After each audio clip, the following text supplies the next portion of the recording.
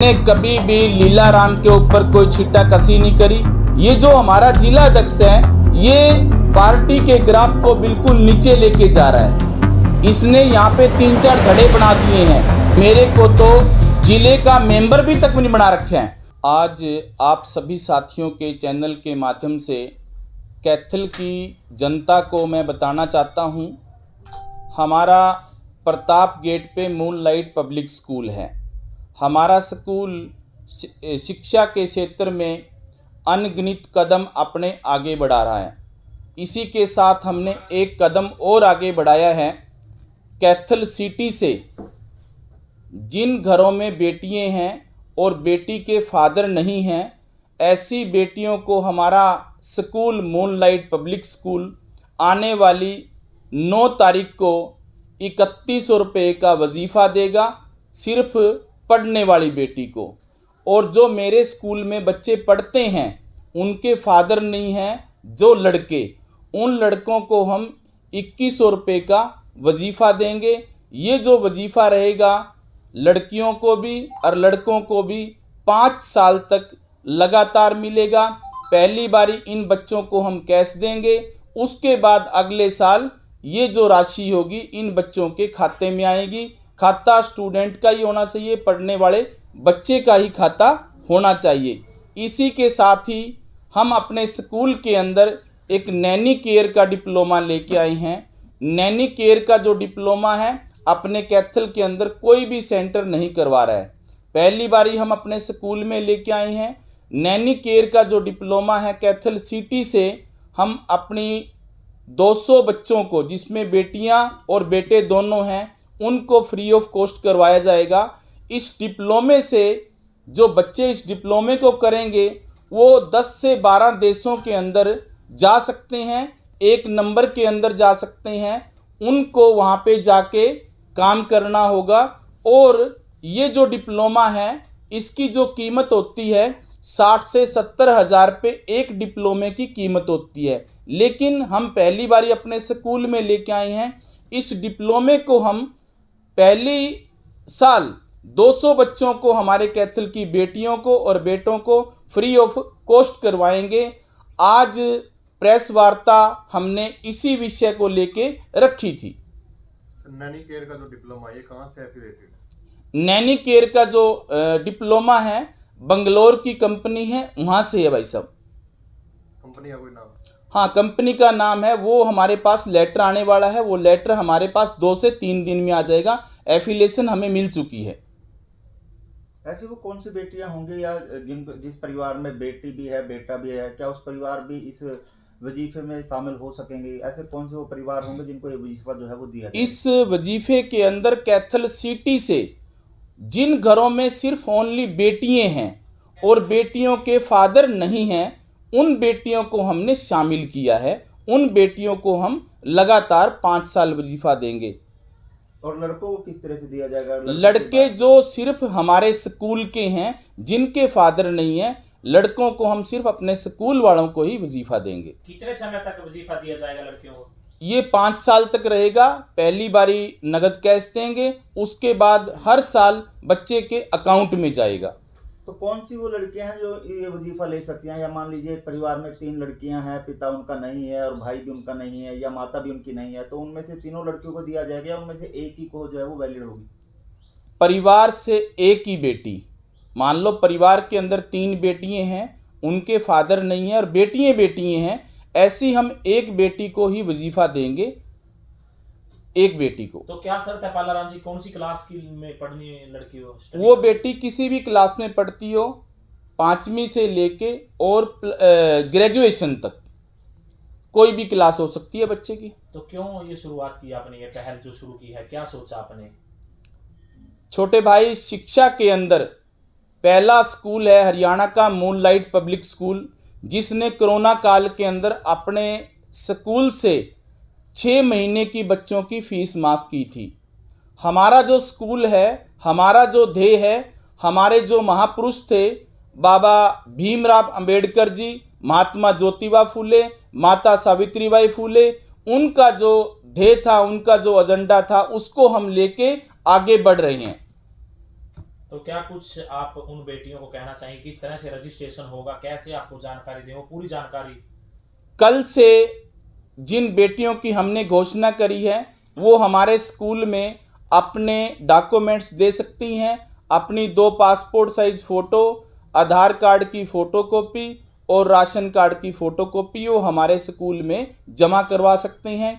हम ये 7 तारीख तक जमा करेंगे और 8 तारीख को इसकी हम छटनी करके 9 तारीख को हम ये कैश जो राशि है, प्राइज़ है, ये जो वजीफ़ा है, हम बच्चों को देंगे। तो कितनी संख्या निर्धारित की गई है या कितनी ही संख्या आ सकती है? कोई संख्या निर्धारित की गई है कि इतनी ही बच्चियों को, इतनी बेटियों को, बेटों को यह वजीफा दिया जाएगा? इसके अंदर बेटियां चाहे 100 हों, चाहे 200 हों, चाहे 300 हों, कोई गिनती की वो नहीं है। और बेटों का भी ऐसे ही रहेगा? बेटे सिर्फ ओनली मूनलाइट स्कूल के।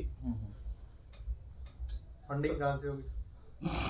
छोटे भाई, फंडिंग तो मैंने आपको पहले ही बताया है कि बहुत से ऐसे साथी हैं जो मेरे साथ जुड़े हुए हैं, इस कैथल सिटी के भी हैं और कैथल सिटी से बाहर के भी हैं, जो समय समय पे मेरा सहयोग कर रहे हैं। मैं आपके चैनल के माध्यम से बताना चाहता हूँ, कैथल से एक सुमन नाम की महिला है, उसके पास बेटियां हैं, बेटा नहीं है। वो महिला 5 से 4 लाख रुपए हमारे स्कूल के अंदर हर साल डोनेट करती है। तो मैं उस बहन का, मैंने उसको अपनी बहन भी माना हुआ है और वो मेरी सगी बहन से भी बढ़ के है। ऐसे ऐसे बहुत पर्सन हैं जो पालाराम सैनी की समय समय के ऊपर मदद करते हैं। क्या कुछ मैसेज आप देना चाहोगे शहर वासियों को, जैसे आप पहल कर रहे हैं इस तरह के, सभी को आगे आना चाहिए बेटियों के लिए? मैं आप लोगों के चैनल के माध्यम से बताना चाहता हूं शहरवासियों को, जितने भी स्कूल हैं, जो शिक्षा है ना, शिक्षा वो दूध है, जो पिएगा ना वही आगे बढ़ेगा, वही दहाड़ेगा। मैं आप लोगों के चैनल के माध्यम से बताना चाहता हूं सभी स्कूल वासियों को हाथ जोड़ के कि उनको गरीब की मदद करनी चाहिए।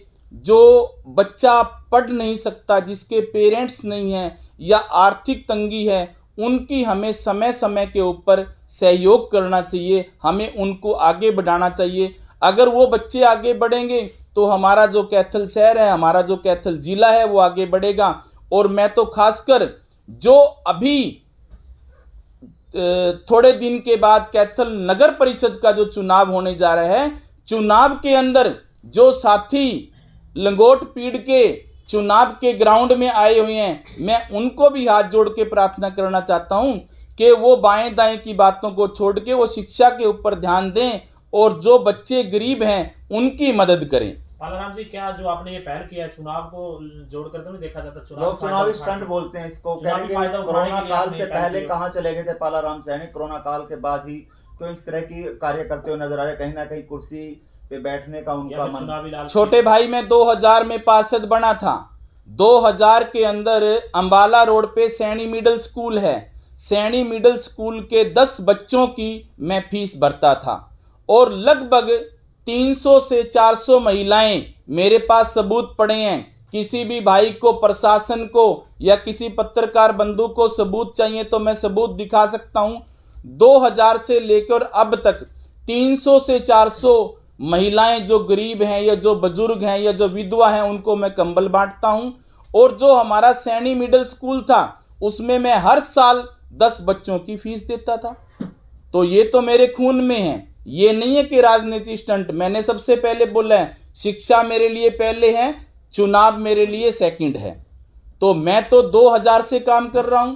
2000 के मेरे पास आप साथियों के द्वारा छापे हुए अखबार हैं, आप साथियों के द्वारा बनाई हुई वीडियो हैं। किसी भाई को देखनी है तो वो देख सकता कि मेरे पास हर चीज है। तो नगर पालिका में क्या कुछ माना जाए, पालाराम भी अपनी ताल ठोकेंगे, पार्टी की तरफ से आजाद चुनाव लड़ेंगे? मैंने तो 1 साल पहले घोषणा की थी कि मेरी जो पार्टी है वो भाजपा है, भाजपा पार्टी मेरी माँ है।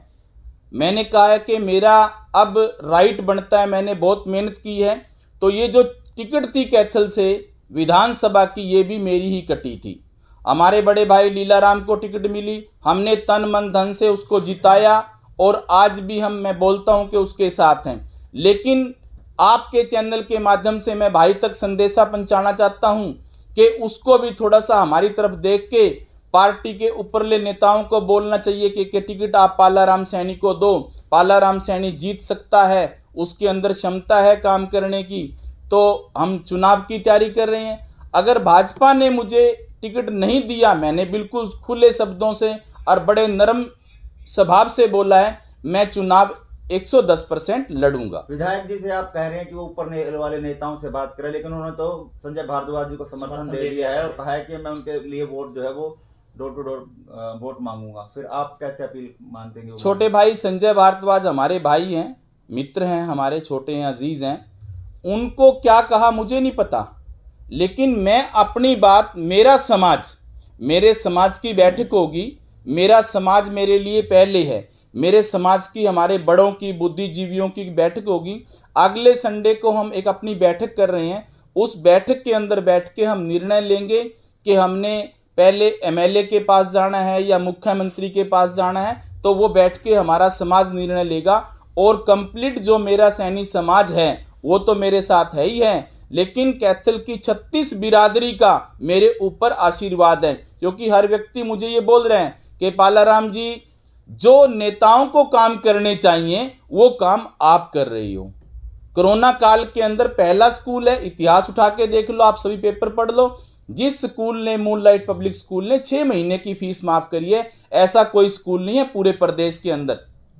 जी बलराम जी, जैसे नगर परिषद का जैसे चुनाव भी है, तो बीजेपी, अब मुख्यमंत्री जी कैथल आए थे तो आपको बुलाया गया था? क्योंकि मेरे को कहीं भी दिखाई नहीं दिया, आप सिर्फ एक लीलाराम जी के ऑफिस में दिखाई दिए थे। विधायक लीलाराम जी का मेरे पास फोन आया था, उन्होंने कहा कि पालाराम जी, मुख्यमंत्री का मेरे घर पे लंच है तो आप आओ, हम लंच करेंगे। तो मैं लीलाराम जी कोठी पे गया, वहाँ पे जाके मैंने लंच किया, तो वहाँ पे मेरी वार्तालाप हुई। मुख्यमंत्री से कोई बात हुई? मुख्यमंत्री से मेरी मीटिंग नहीं हो पाई है, ना मेरी बात हो पाई है, क्योंकि रस ही बहुत ज़्यादा था।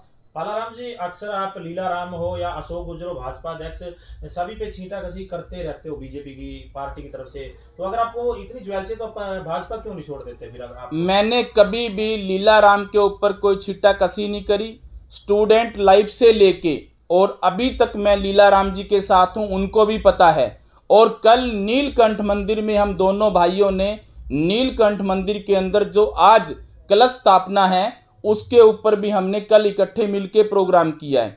जो हमारे जिला अध्यक्ष हैं, मैं जिला अध्यक्ष की बात करता हूं, उससे भी कोई मेरी पर्सनली वो नहीं है, लेकिन वो हमारी पार्टी को कमजोर कर रहा है। जो कार्यकर्ता होते हैं वही पार्टी की रीढ़ की हड्डी होती हैं। ये जो हमारा जिला अध्यक्ष है, ये पार्टी के ग्राफ को बिल्कुल नीचे लेके जा रहा है। इसने यहाँ पे 3-4 धड़े बना दिए हैं। अनगिनत ऐसे कार्यकर्ता हैं जो रुष्ट होकर अपने घरों पे बैठे हैं, लेकिन बेचारे बोल नहीं सकते हैं। तो इस जिला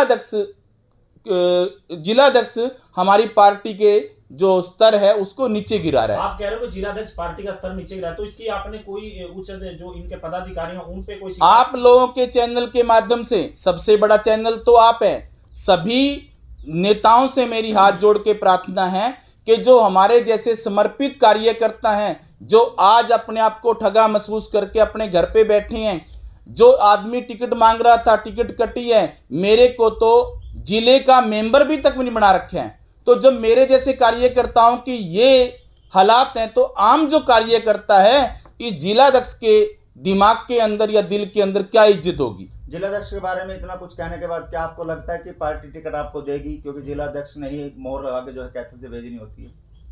छोटे भाई, हमारा एक सिस्टम है पार्टी का, उस सिस्टम के तहत टिकट मिलेगी। जिला अध्यक्ष के हाथ में कुछ नहीं है। मुख्यमंत्री बैठा है, प्रदेश अध्यक्ष बैठे हैं, प्रदेश के महामंत्री बैठे हैं, उन लोगों ने मंथन करना है।